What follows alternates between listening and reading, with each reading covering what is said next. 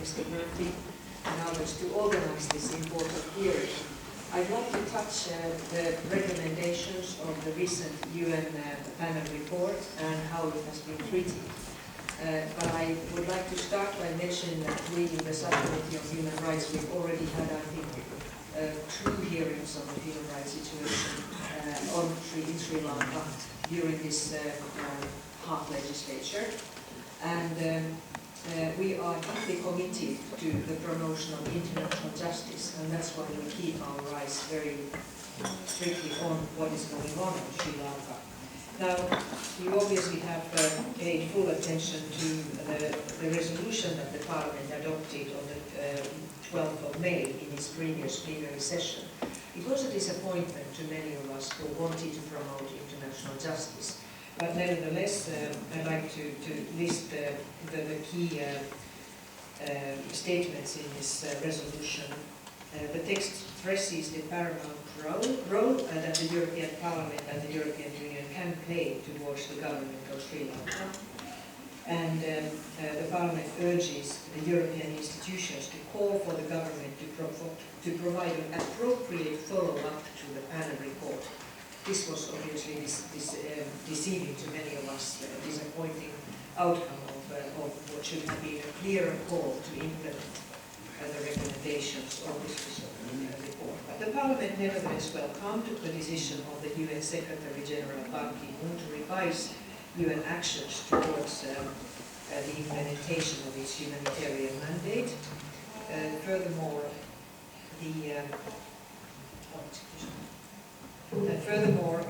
the Parliament pushes the Sri Lankan government to conduct genuine investigations of the crimes allegedly committed by both the military and the LTT militias. And we're very keen on keeping the dialogue open, but this obviously is not shared by our partner.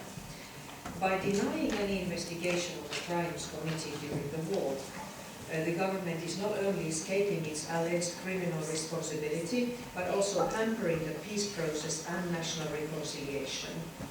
And I'd like to say that one of the reasons why we need to insist on the full implementation of this UN Secretary General Commission report is that the Lessons Learned and Reconciliation Commission, the LLRC, which is set up by the government, does not uphold the international standards of independence and impartiality, which are required for an inquiry commission.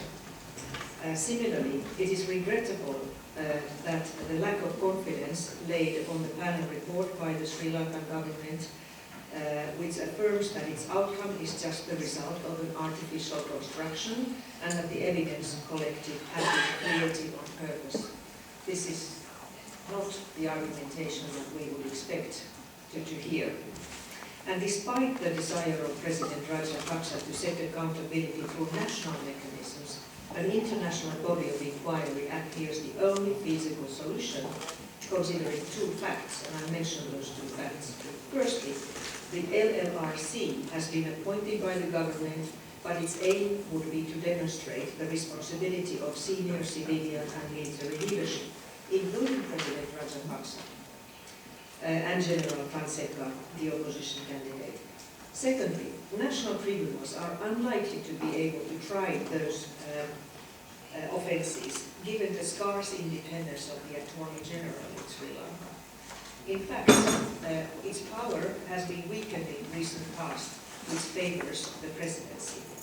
Moreover, the existing emergency regulations, together with the Prevention of Terrorism Act, the PDA, and these constitute a remarkable obstacle for the judiciary to carry out its work while upholding human rights standards.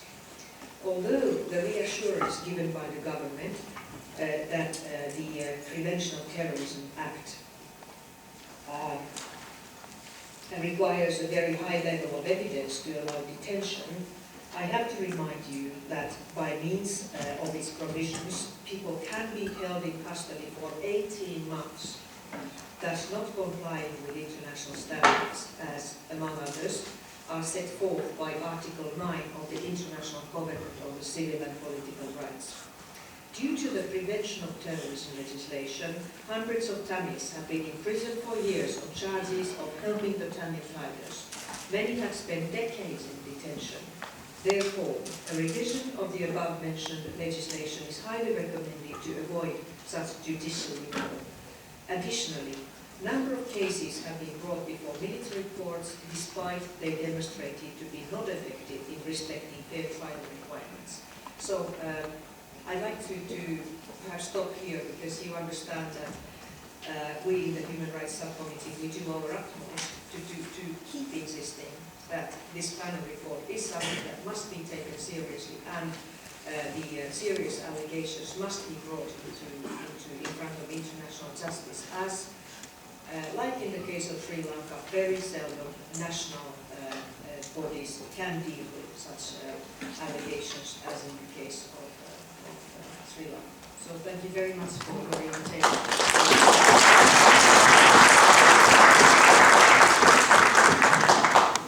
Thank Heidi very much for taking the time to come and speak today.